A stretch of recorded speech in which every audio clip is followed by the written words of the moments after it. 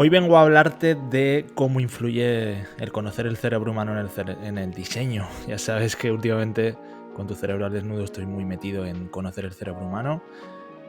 Y quiero contarte cómo al final dos proyectos se unen, cómo todo sirve para algo en la vida y cómo al final un proyecto como Tu cerebro al desnudo me está haciendo crecer como persona, como emprendedor y también como diseñador. Así que si quieres ver esos aprendizajes que he tenido, quédate que te los cuento ahora.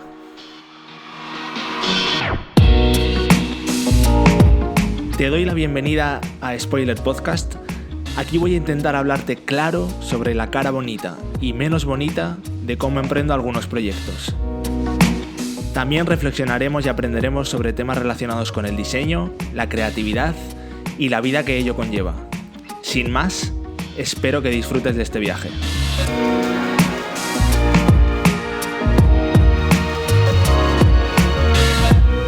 Bueno, primero ya veis, voy con los que estáis viéndolo en YouTube.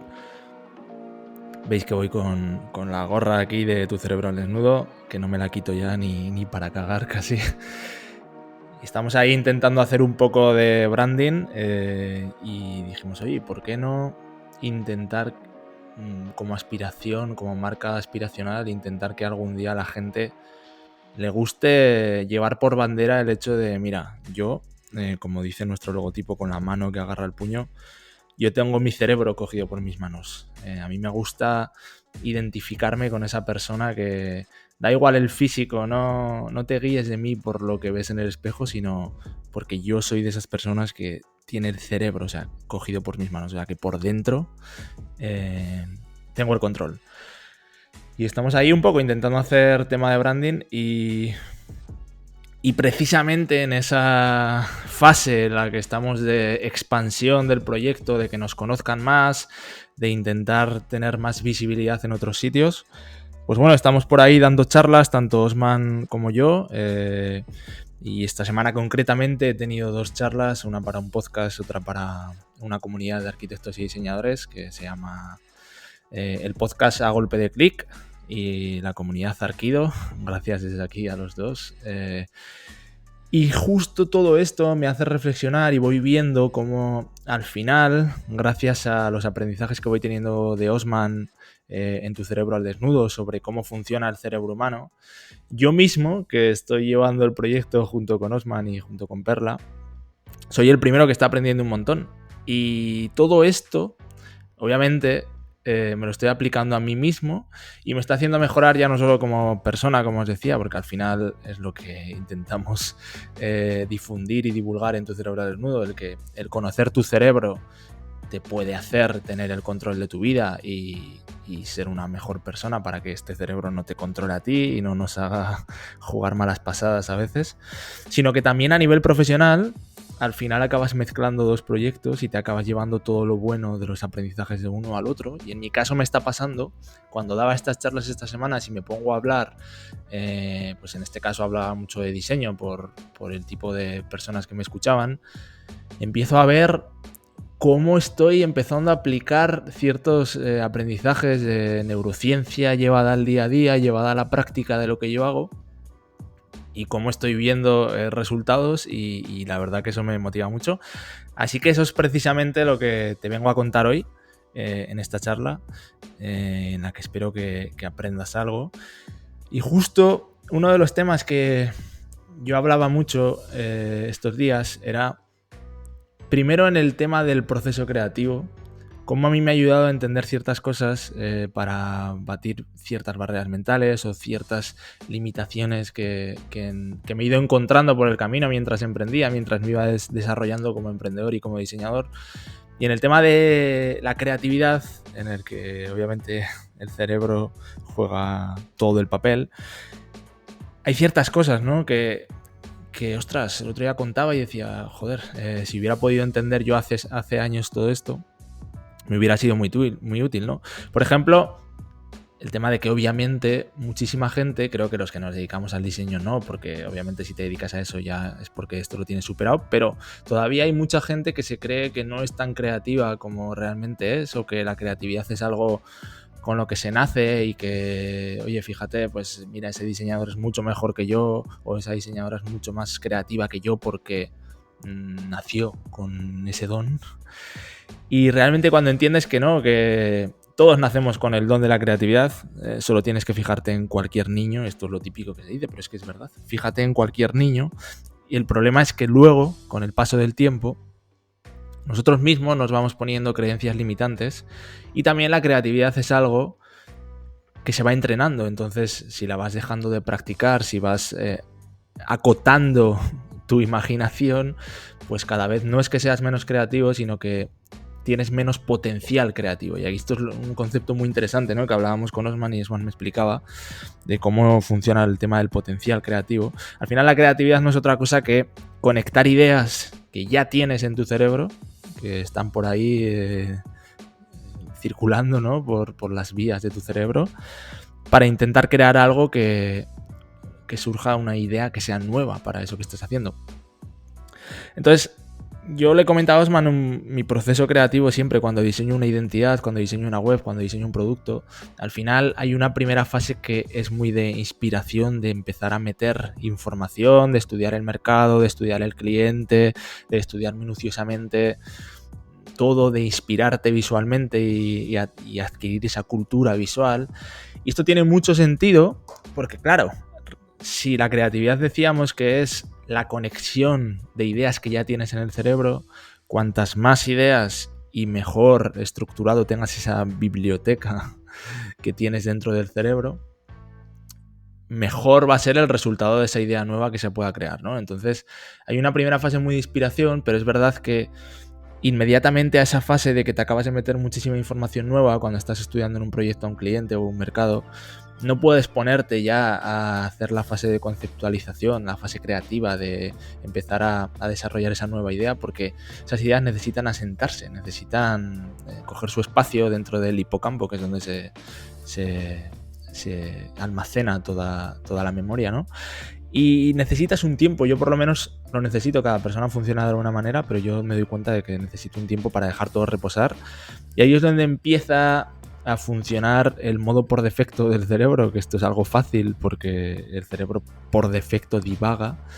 Y en esa fase de divagación donde no estás puesto en crear, sino que estás dejando reposar un poco el proyecto, muchas veces esto es lo típico que decimos, ¿no? De repente se nos ocurre una idea duchándonos, se nos ocurre haciendo deporte, haciendo cualquier cosa que no es trabajar en ese proyecto en sí.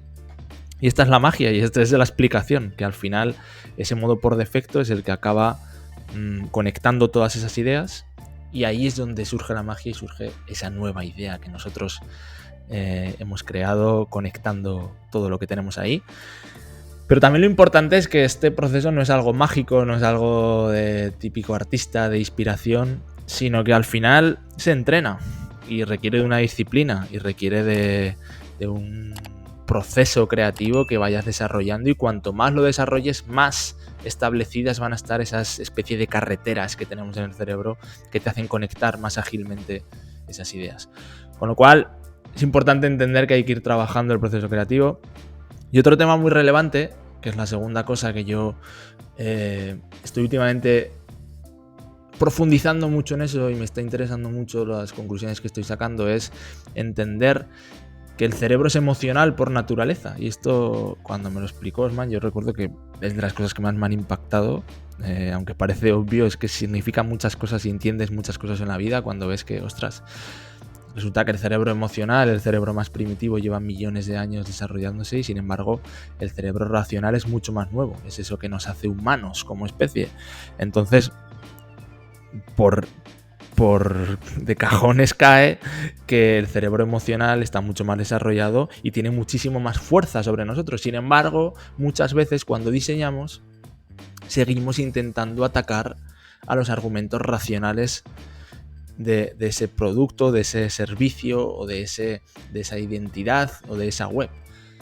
¿Por qué?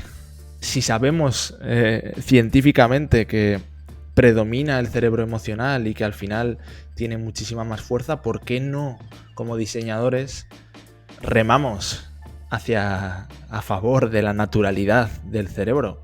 porque al final estamos diseñando para personas, estamos diseñando para conectar con humanos, pues ¿por qué no remamos a favor de la naturaleza de ese cerebro de esos humanos para los que diseñamos y se lo ponemos fácil para que nuestro producto, nuestra marca, nuestra web, nuestro lo que sea, ¿no?, conecte fácilmente con esos humanos? Y para eso tienes que entender todo eso. Yo recuerdo